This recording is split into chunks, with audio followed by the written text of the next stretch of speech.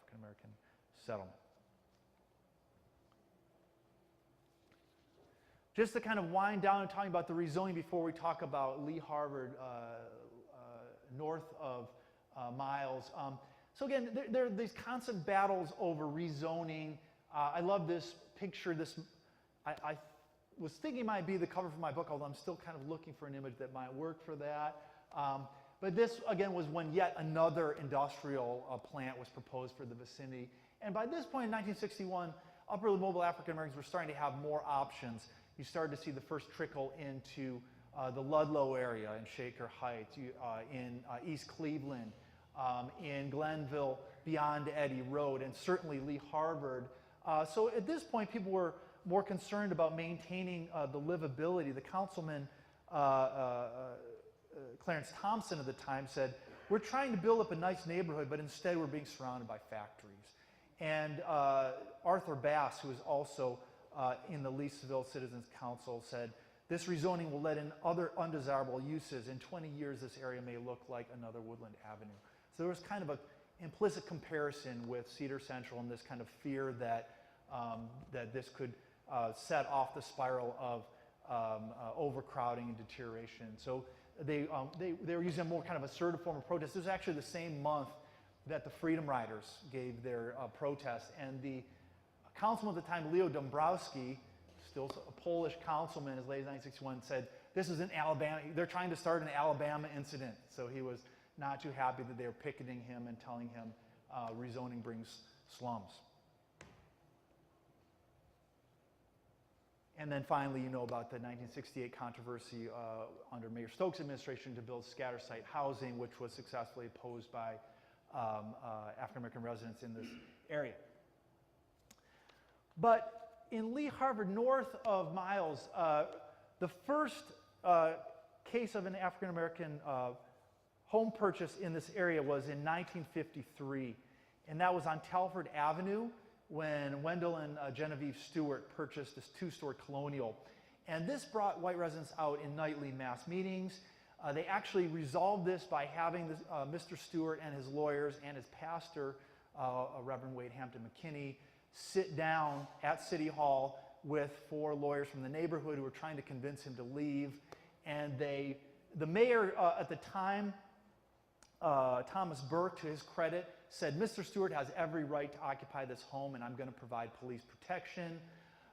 He did go and speak to the angry white residents who gave him catcalls and boos, and he basically stood his ground and said that he was going to provide protection for the Stewarts to live there. But really, to my knowledge, no other African-American families started moving into that area until 1957 or so. And just to go back and show you, if you can see, in 1960, they're still all limited to that same area, the northwestern quadrant of the neighborhood. And so there's a term at the time called pioneers. Maybe people have heard that term, with the implication of being the first black buyer in a neighborhood, that you might have to circle the wagons and experience some hostility. And so African Americans, contrary to white fears about they would use terms like invasion and saturation, this happened on a kind of a block by block basis with African Americans kind of testing the waters, because not everybody wanted to subject themselves to this kind of treatment. In 1961, however, we saw a substantial and quick turnover when the first African-American family purchased to the east of Lee Road. And this meant, so in 1961, 1962, there was a really rapid turnover. And a lot of this was promoted by real estate agents who used tactics that were called at the time blockbusting. And this basically involved playing on the racial fears of the white homeowners that their property values are going to go down, so they're not going to get any money for their house. Sometimes it played on stereotypes of African Americans or fears of social contact. So basically the idea was to buy the houses as cheaply as possible from the white owners, and then sometimes turn around and sell them at a markup to black buyers. There were both white and black real estate agents who were involved in this. But really, this very rapidly turned LeeHarvard into a black middle-class neighborhood in the course of several years. By 1965 already, so just 4 years after this sale started, LeeHarvard was already 75% African American and growing. Could you please read the caption? I apologize for it. Absolutely. So this is a series from the Cleveland Press. Anybody remember Julian Kravchuk? He was a kind of investigative reporter, and he investigated what was going on in LeeHarvard. So this was kind of an expose, and it says, "For sale sign is like the symbol of panic that struck quiet Eldemere Avenue after a home was sold to a Negro family last December 7th. The sale was the first to a Negro in the Harvard-Scott-Lee area. Since then, 25 others have changed hands or been offered for sale." So Kravchuk was actually very sympathetic to African Americans and had written a series in 1956 called Negro Neighbors. And the idea was that neighborhoods don't always go downhill when African Americans move in, like many whites believed at the time. And he went to Glenville, East Boulevard section. This was actually at the behest of Judge Perry B. Jackson. Had become annoyed that there was so much negative reporting on African Americans in the Cleveland Press, and so Kravchuk took it upon himself to go and visit these neighborhoods. And so he was actually very sympathetic, and he interviewed dozens and dozens of white and black homeowners in LeeHarvard. And it's the most incredible treasure trove of material you could ever imagine. I mean, people were completely off the record, so they really spoke their true feelings about it. Some claimed to be okay. Some of the white homeowners were definitely not okay. A lot of the African American buyers really didn't really care that much about racial integration. There's this kind of idea that everyone wanted to move to a maybe kind of like the Shaker Heights model for balanced integration. But a lot of these black home buyers were interested in getting good quality new homes, and they would say things to the effect as, "I'm not trying to drive the white people out. They could stay if they want to. I was just looking for a nice home at an affordable price." And so it's really a fascinating behind-the-scenes look at people's thinking and people's fears and that experience. So you can look at that at the Western Reserve Historical Society if you want to check that out. Sometimes as many as 40 real estate agents coming to a single house in the course of a week. This woman had 40 cars dropped off in 1 week, and they'd also call and harass people. And another kind of little-known phenomenon that I uncovered, I expected to find a lot of retaliation against black families moving in, and I found only 2 reported upon instances of vandalism, although there's a lot of ignoring people and kind of poor treatment of people. But a lot of the anger was directed at the white sellers. I found some people who had sugar put in their gas tanks. They had phone threats made against them for selling to African Americans. So again, it's a pretty fascinating but also difficult time. But the positive effect of this was that it transferred a large and practically brand new neighborhood to African American occupancy. So we finally had this suburb in the city that we're talking about here today. This was actually the first house bought by an African American family on Invermere Avenue. That was the Usher family who purchased this house. So again, white residents began moving out, and aside from a few elderly residents who chose to live out their years in the neighborhood, this was effectively an African American neighborhood in short order. And so black homeowners turned to seeking to protect their investment, as they termed it. So I was very interested in the reform kind of efforts to maintain the livability of this neighborhood, some of which was mentioned, like the police force. I thought I hadn't known about that, but I went back and looked at my manuscript, and I had made a mention of that. There was also a Mount Pleasant auxiliary police force called the Mount Pleasant Citizens of Concern. But there are many, many different efforts to try and maintain housing. LeeHarvard, again, didn't have much of an issue with housing stock because it was so new. As late as 1977, the only complaints were, people should paint their houses regularly. One of the most successful was to keep liquor stores and liquor availability out of the neighborhood, because there was a belief that this was an unsavory influence. It encouraged bad behavior. They called this hoodlumism at the time. And LeeHarvard residents in 1967 actually chartered a bus to go down to the state liquor control board. They had over 100 people as well as 3 councilmen go and just swamp the hearing room there. They gathered 3,000 signatures against bars seeking to transfer into the area, and dried up the area with a local option vote in 1968. And so this was one of the most successful reform efforts in which homeowners tried to take charge of their neighborhood. There's some other success stories. Leesville mobilized around the issue of illegal dumping.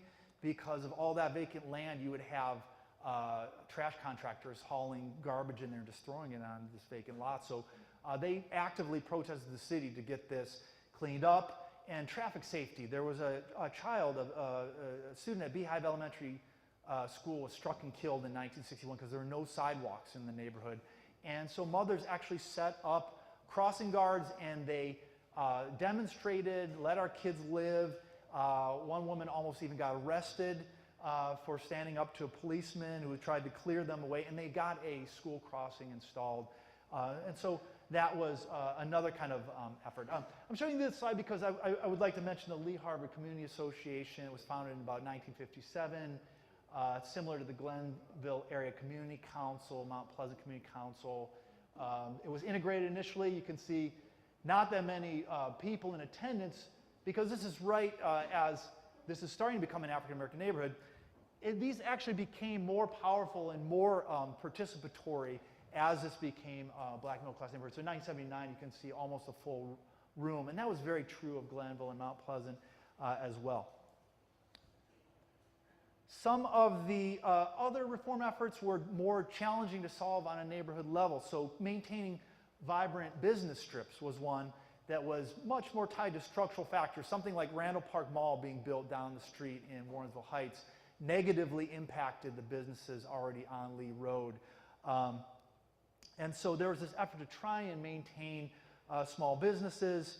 But there were some kind of disturbing signs already by the late 1960s. Ruby McCullough, who was the first director of this center, in 1966, when some of these security grates started going up on Lee Road businesses, said, they have a connotation and they're atrocious. You drive through LeeHarvard and know you're in a colored district now. So in other words, she didn't like the implications of that. A study by the Urban League found that there was an increasing number of absentee landlords who were not maintaining their property to standard. It was also discovered it was more difficult to get insurance for businesses in this area. So the kind of analog to redlining was that businesses had to pay exorbitant rates for insurance if they could even get insurance at all. By 1974, the local Urban League branch was saying more stable shops are needed rather than wig and incense shops. So some residents felt the kinds of businesses that were there were not the most prestigious businesses they want. So again, this is difficult to solve this on a local neighborhood level. Even just the issue of on-street parking put these places at a competitive disadvantage. Some place like Randall Park Mall, which is ironically now closed. In 1972, we actually had a group of African American investors buy the LeeHarvard Shopping Center, and this was reported to be, quote, the largest black-owned commercial complex in the nation. We even had heavyweight boxing champion Muhammad Ali buy the Federal's department store and was going to develop that into a recreation complex, although he pulled out after about a year. And they actually sold stock to the community at $10 a share, seeking to revitalize this shopping center, which had been in place since 1949. So I'm happy to hear about the revitalization. There have been several revitalizations. There was another one under President Clinton in the 1990s. LeeHarvard Shopping Center was one of the first enterprise zones. So this is about the fourth iteration where this shopping center has been remade, and I'm really glad to hear that it's doing very well. Mentioned, as you know, Ms. McCullough here, crime prevention was another kind of emphasis, as well as preventing juvenile delinquency. And the founding of the Harvard Community Services Center in 1968 was intended to give local youth an outlet. There's this idea, because LeeHarvard's a newer neighborhood, there weren't the kinds of YMCA facilities and parks Carouge Park was not finished until the late 1960s. And so this became another kind of means to try and maintain the livability of the community. Interestingly, some observers actually thought the affluent status of LeeHarvard may have caused some of the perceived issues with juvenile delinquency. So there's a lot of hot rodding, which meant that kids had cars. Kids in older or poorer neighborhoods didn't always have a car to go hot rodding with. So there was some commentary along those lines. And unsupervised youth, when you have both parents working to maintain a middle-class lifestyle, there were concerns that kids were not being supervised closely enough. So by the end of the period that I cover, LeeHarvard was, again, the established African-American neighborhood that middle-class neighborhood, it still remains today. In 1979, a newspaper feature lauded LeeHarvard as, quote, the home for countless black families moving into the middle class and seeking the good life. But in 1985, in an interview, Mrs. McCullough called for more community involvement to maintain what we have. There's a kind of sense of constant vigilance needed to maintain this. And again, as we get into the 1980s, more and more families are moving to suburbs, moving to Warrensville Heights, moving to Maple Heights, moving to eventually Euclid and beyond. So I didn't want to take too long. I want to get questions, comments. Again, I'm researching Arthur Bussey to try and learn about his background. He was a black bricklayer who was actually trained in the South. Ironically, in the Jim Crow South, there were more opportunities for African Americans to get training because of the historically black colleges and universities, which had bricklaying and other kinds of programs than there were in the North. And when they got up here, they faced some pretty severe discrimination from white-dominated building trades unions, especially bricklayers, electricians, which often prevented them from even working on projects. So black building tradesmen like Bussey were often limited to working on African-American churches, African-American Masonic halls, and the building of homes that I was saying earlier.